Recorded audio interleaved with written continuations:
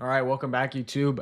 In this video, I'm going to go over just my strategy. It's going to be pretty raw, uncut. Unless I need to go like pee or use the bathroom, then most likely I'll cut it because you guys don't want to see that. But yeah, I'm going to go over my strategy. I'm going to try and make it in like 15 minutes. I want it to be pretty condensed and get as much value to you guys as quick as possible because most of you have an attention span of like a 3-year-old. But it's going to be good info in here. So let me go ahead and shrink myself. Let's see. That looks good. And then let me throw open my Thinkorswim. Okay, cool. So if you guys have watched any of my strategy videos before, you guys know there's a very specific process or key steps that you go through in order to swing trade breakouts.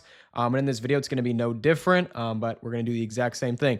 So first things first, what do? We're going to go ahead and gauge market conditions. How do you do that? You can open SPY, QQQ, CompQX. I just like to use SPY. It's like the most friendly. I'm used to it, and it's worked the best for me.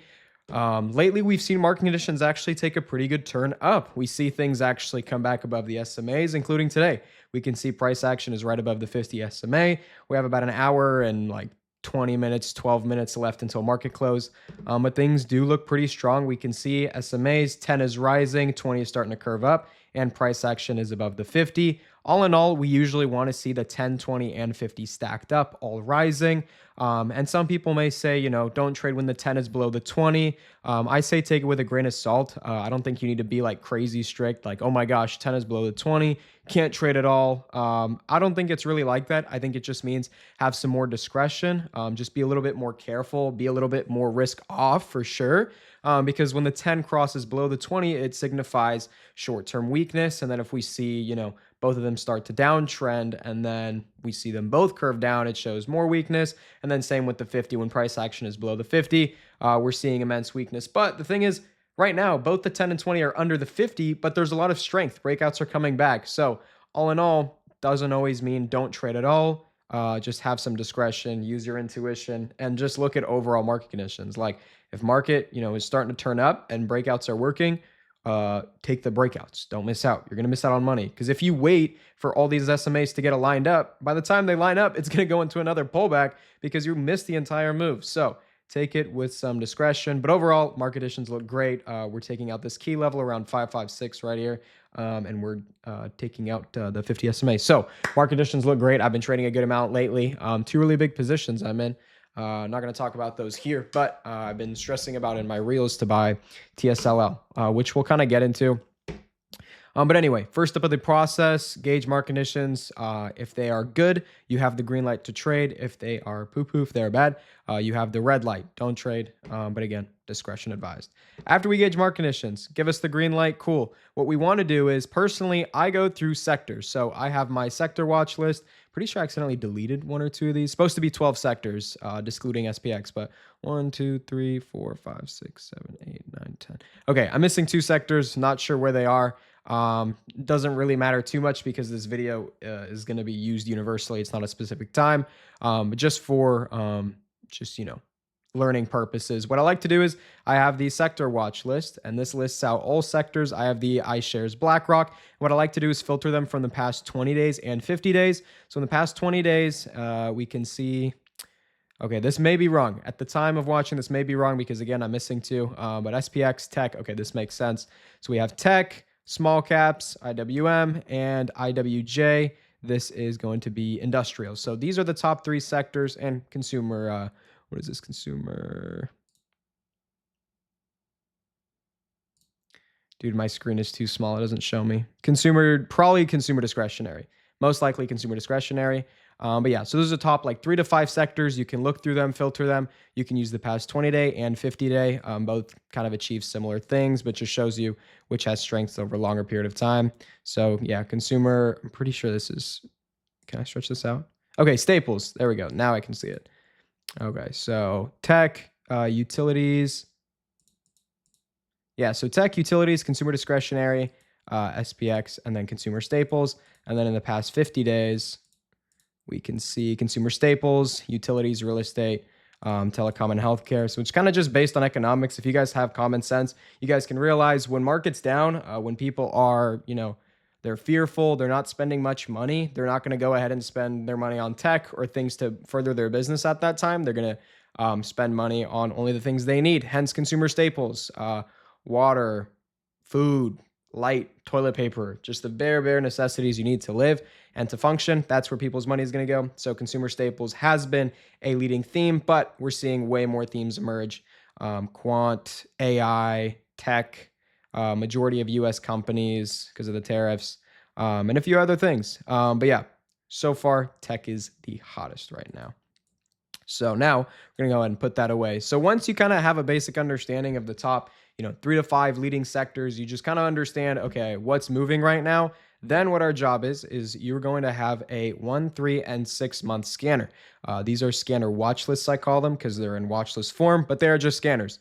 You can use these on FinViz. If you guys want the criteria, just shoot me a DM on Instagram or something, and you can join the Discord and you'll get the criteria. But anyway, these scanners basically just look for stocks that have made the biggest moves in the past 1, 3, and 6 months.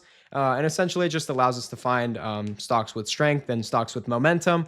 And then from there, we look for specific stocks that match our criteria. Now you're probably wondering, okay, well, what's the criteria? I am about to show you. So first things first, we're going to pop down the 1 month. That's what we start with. We're going to go all the way from the top, and we are literally just going to click through every single one of these stocks. And I'm going to do this as well with you guys until we find something with similar to our setup. If I can't find one in the next like 10 seconds, I'll just kind of draw it out for you guys.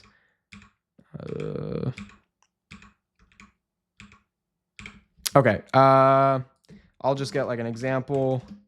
Okay, so QUBT, this is more of a weekly setup, but basically this is essentially what we look for. Let me go ahead, remove. Okay, the setup we look for is something called a high type flag, a wedge, a pennant. Really does not matter whatever you call it. You can call it whatever names you want. I just call it the high type flag pattern or just flag, really whatever. But what we want to see is price action to basically make a big move to the upside. And then we want to see it pull back to the rising 10 and 20-day moving average. After it pulls back on lower volume, we want it to make a big move on high volume, pull back on low volume. That's very important. Pull back on low volume. We want to see it start to build something called higher lows. Now, what's a higher low? Very simple. Stock makes a high, and then it makes a low. It makes a high, and then it makes another low, but this new low is higher than the previous low, making it a higher low. Same thing would be for a lower high. So stock makes a high, comes down, it makes another high, but the high is lower than the previous one, as you can see right here. So this would be considered a lower high, and this would be considered a higher low. Let me get rid of that. And basically the flag consists of both higher lows and lower highs. So the stock makes a big move, pulls back to the rising 10 and 20-day moving average, makes lower highs, higher lows, and then it ends up becoming kind of this coil we see here. And this coil gets very tight. We can see you got the higher lows being put in, you got the lower highs being put in. Wow, it's coming to a pinch. What's going to happen? Is it going to go up or down? Realistically, if it's a strong stock in a leading sector, it's got good momentum, matches the criteria, more times than not, it breaks out to the upside. Sometimes it happens to the downside, but then that would be considered something called a bear flag. And that's when the stock is trending downwards and then flags. But that's a story for a different day. This is what we want to focus on. Bull flag, bull high type flag, whatever. So big move, pull back to the rising 10 and 20-day moving average, puts in higher lows, puts in lower highs, coils up. And then at the same time, we also want to see volume staircase. So the same way we can see this thing kind of taper off and get really tight, we want to see volume do the same thing. So we can see right here, volume started to gain some momentum as the stock came up. Boom, huge volume on a really big move. And then we can see it started to pull back. See, this isn't the greatest example for just technicals, but it gets the job done just for this example. So we can kind of see just the higher lows, lower highs being put in, creates that flag pattern. Big move here, but regardless, flag pattern right here. And we can see it's coiling up. Big move, pullback, coiling, wants to break out. The reason why I like this is not fully because of technicals, but because of the theme as well. Quant is very good. So get rid of this. Get rid of you. So overall, I hope that makes sense to you guys. High type flag. Big move, pull back to the rising 10 and 20-day moving average. You get the higher lows, you get the lower highs. The volume tapers off as well. The volume gets low, And then when it breaks out, you want volume to explode as well. So as the stock explodes, you want volume to explode as well, because a breakout on very low volume is insignificant. And if it comes up to, a strong key level, sellers could sell it off really quickly. So that's another way. When we get into the entry, we'll talk about this a little bit more. But there's a big debate as far as swing trading and entries when trading high type flags. But we'll get to that a little bit later in the video. So stay tuned. But big move, pull back to the 10 and 20, higher lows, lower highs, coils up, boom. You need to imprint that in your brain. I can't stress how many times I've said higher lows, lower highs, getting tighter. Said that a million times in my life, but okay, cool. So that's one example. I want to go over another one with you guys. I can even find one, dude. I don't even know. Feel free to fast forward during this part. I hope I'm talking in the mic. I low-key keep leaning back. Come on. Honestly, let me just... Okay. Oops. Whoopsie. Don't want to give out my trades now. SATO. Okay. Not the best. I'm leaking the watch list to the YouTube. Okay. RGTI. This one is a little bit better of an example. Not that much. Let me see if there's a better one. I want something like really clean. Actually, you know what? I know this. This setup was extremely clean. Walmart, right? I'm pretty sure. Was it back in? Yes, November. Okay. Let's go to... Oh, I was on the weekly. That's why. Okay, daily. Walmart daily is back here. Sorry, you guys got to bear with me. I want to find a really good setup for you guys. Continue to skip through this.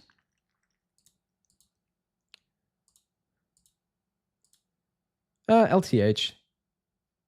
Okay, this one's not too bad. This one's okay. This one's okay of a setup, and I'll explain why. So, lifetime group. Actually, no, not a good theme, bro.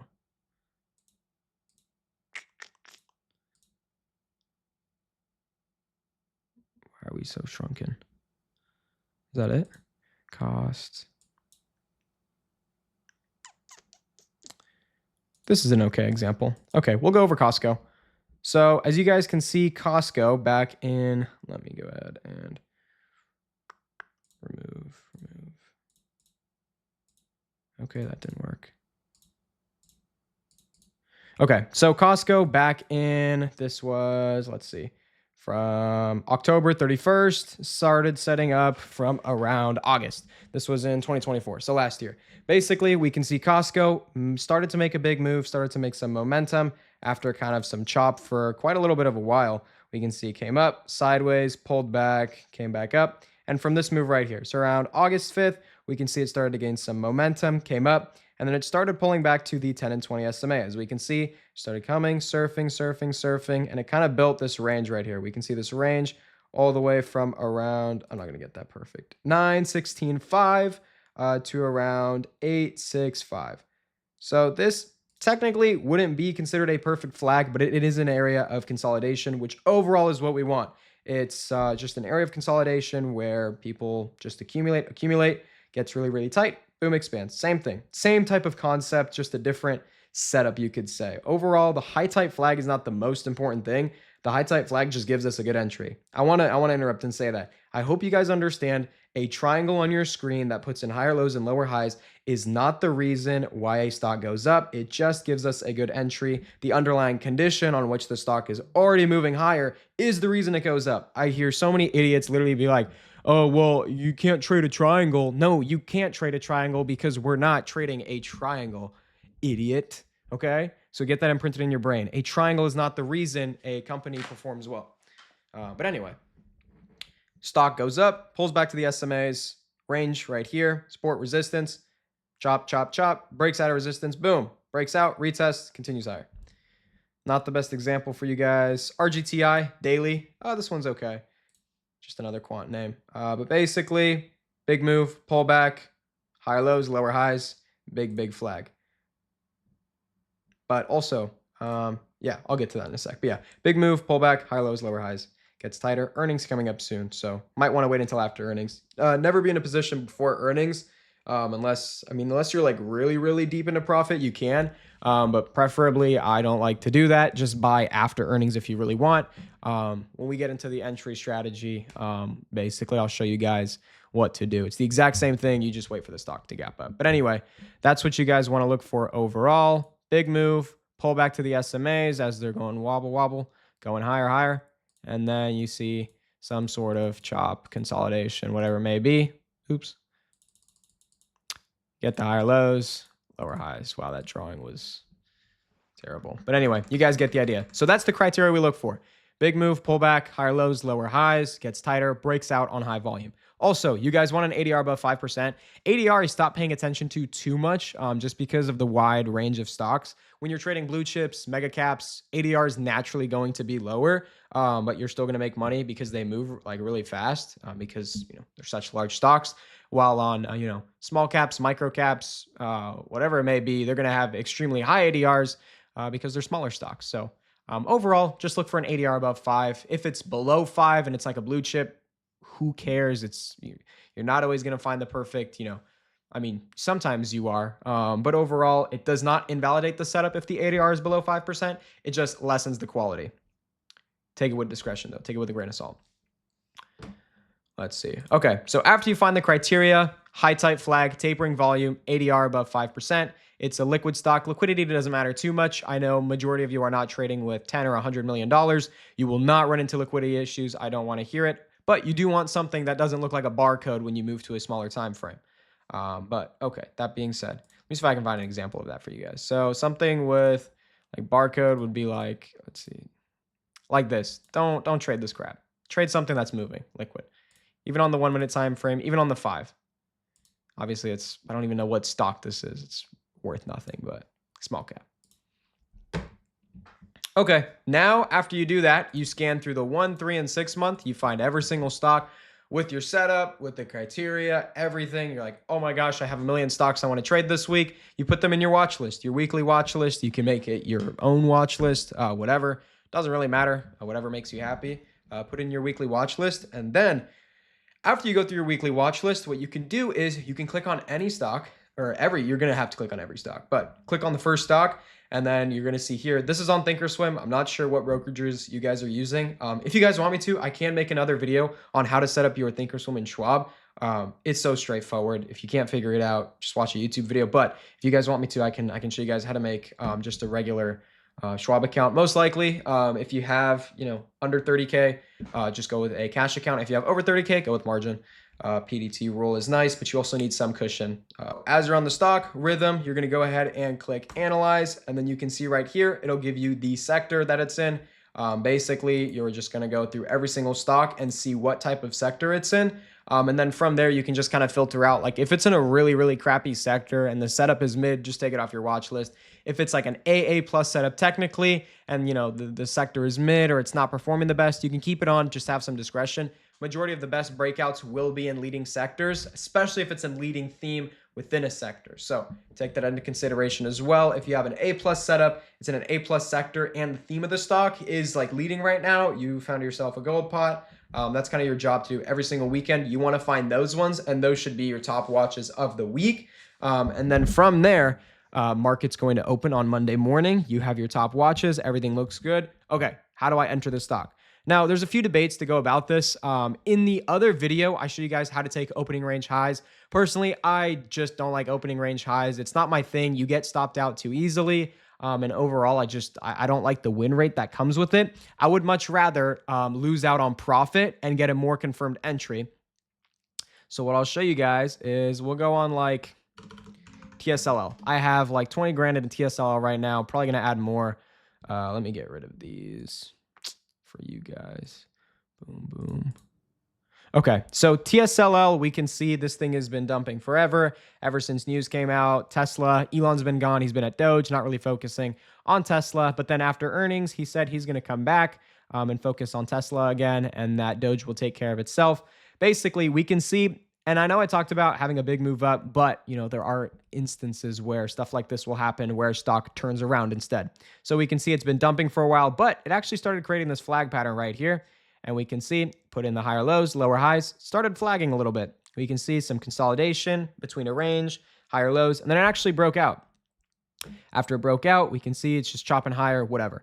Now, for me, if you guys wanted to take opening range highs, you guys kind of understand how it is. I went over this in the last video. If you want, in depth, go to it. But this is opening range highs. So market opens. Let's say this candle breaks out of the range. So it takes out the previous day's highs. It breaks out of the flag.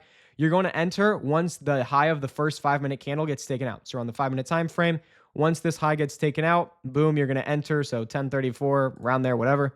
And then your stop loss is instantly going to go at low of day. So this would be 9.96.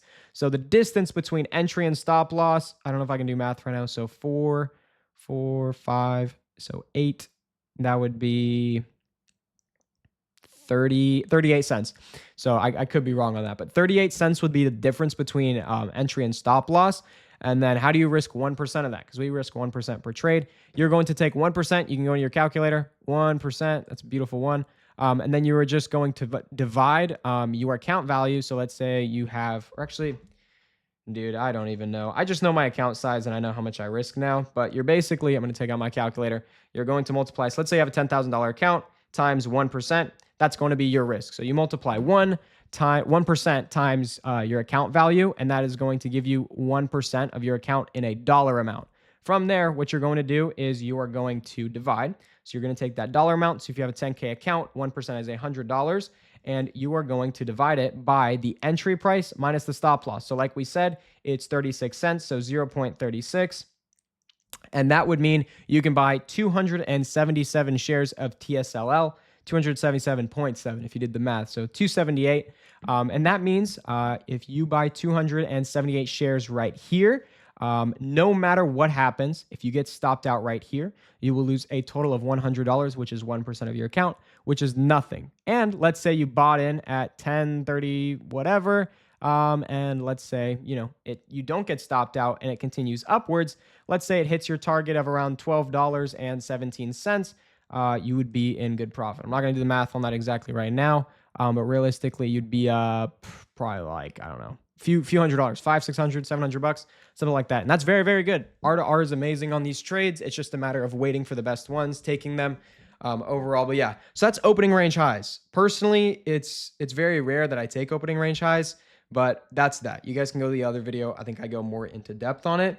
This is how you enter the JV trading way. Basically, what I like to do is just look for breaks of key levels. So if we take out this flag right here and just look at this area of accumulation, we can see around this level right here, it's around $10 is a very, very strong key level. We can see after it came down, it tested it, broke down below it, tried to break out, broke out, retested, retested, retested, retested, retested, and now it's kind of floating on it. So $10 is a very key level, and that just signifies that a break above 10, or if we get a break above maybe just a little bit above it for that extra confirmation, $10, $11, that's just going to give us added confirmation that when it breaks above that level, that full $10, instead of when you go down to the nitty gritty, that you have that added confirmation. And from there, you size less. You will size less because we're entering way higher than, opening range highs. So our stop loss is going to be a lot wider, but you do get that added confirmation. And then from there, if the confirmation is really good, I like to size in. So I don't even like to go my full 1%. Even if I enter here, I'm basically going in with a very, very small position. And then as it takes out these upper key levels very, very shortly, that's when I'll actually size in and start to go 1%, sometimes even 2% of my account. I've gone as high as 3%, depending on how strong the breakout is. And then I'll start to just trim after, the next day or so like that. And then I like to leave around 1% to 0.5% of my account running. And that's kind of how I trade this. This is how I took the TSLL trade. This is a little bit different. This is more of a position trade. If you guys are in the Discord, you guys would know. If you guys would like to be in the Discord, DM me on IG. It's pretty under the table, but it's a dope Discord. We print in there. I go live 3 times a week. Anyway, quick plug in there. JV Trading Academy. That's the name of the Discord. If you guys want it, DM my IG. Probably leave it in the link below or link in my YouTube bio, whatever. So yeah, TSLL, that's just another example of how I enter. Breaks above key levels. Stop loss still goes at low of day. Still normally risk 1%, but you can size in and out as you kind of get into some profit. Never average down. That's also never average down. If you average down, you're stupid. Always average into strength. So, okay, that's the entry strategy. Now we entered the stock. It's moving higher. We're up 10 bajillion dollars. Um, and then the next day we at least got to do 10,000. So, how do we secure that 10,000? So, what we're going to do is basically we use the 10 SMA to trail the rest of the position. So, 10 SMA, let's say this thing, Tesla breaks out of this level around 11.75. Let's see, get this full visual for you guys. Okay, breaks out, boom. We're moving higher, consolidating, and then whatever. So let's say we're at 15, 20 bucks, and we're like, okay, the stock has still moved up. After 3 to 5 days from entry, you want to trim at least 30%. That's what I do. So 3 to 5 days after breakout and after you enter, you're going to trim, 30%, as long as you're in profits. If it's going sideways, you can hold off a little bit, but usually within 5 days, it'll kind of point to the direction it wants to go. So after 3 to 5 days, trim 30 to 50%, move your stop loss to break even, and then trail with the 10 SMA. So let's say you trim half of it after 5 days, secure your profits, let's go. You're not really too focused on this stock anymore. You're maybe on to the next setup. Basically, you're just going to trail the position with the 10 SMA. So as long as it stays above the 10 SMA, you're going to hold. You can maybe add, you can maybe trim into upper key levels. Just use your discretion, use your price action skills. But overall, you want to leave at least, 25, maybe 30% completely running with the 10 SMA. And then the day that it closes below the 10 SMA, you're going to go ahead and sell. So some people might ask like, well, how do I sell after hours? You can sell after hours. Just Google how to do that on your broker. It's really not that hard. Or if obviously price action is way below the 10 SMA and you have 5 minutes left to close, just cut it. Normally, you guys would be able to see how, the stock is doing that day. And if it really is looking nasty, most likely you can just cut a little bit early or just trim even more and then maybe hold like 5 to 10% of the position if you really want. So exiting, not too hard. Main portion of the story is 3 to 5 days, trim 30 to 50%, lock in the profits, trail the rest, and try to hold it as long as possible. That's the whole goal with swing trading. Hold your winners, cut your losers quick. And I think that's it for the strategy. This was a pretty brief video. I got about 30 minutes down, similar to the last one. But I think I went a little bit more into depth as far as, the actual setup, high tight flag, what to look for, and then some questions you may have. So ADR always above 5%, tapering volume. SMAs, a lot of people take them too seriously. Just use them as a confluence. Don't kill yourself over the 10 being below the 20 and then cutting off your balls. It's really not that deep. Just take it with a grain of salt is what I like to say. But yeah, overall, that's it for this video. I hope you guys enjoyed this like raw style. But yeah, if you guys want to see more content or just follow me, I'll leave my Instagram down below. It's just Jacob Dom, and something like that. And then yeah, go watch my other YouTube videos. And then if you guys want to be a part of the Discord where I live trade 3 times a week, I have 2 analysts in there. I give out all my options, shares, alerts. I post my watch list for you guys so you guys can see them. And then if you join the Discord, I will personally hop on a call with you. I help you set up Thinkorswim, Charles Schwab. I give you guys this custom layout that I have here, all my scanners, everything like that. So you don't have to lift a finger or worry about a thing. So if you do want access to that, DM me on IG and we can get you in there. But that being said, I hope you guys enjoyed this video. I did up the camera quality. I'm using my vlog camera now, so hopefully it's good. But yeah, let me know what you guys want to see next, and I will see you in the next video. Peace.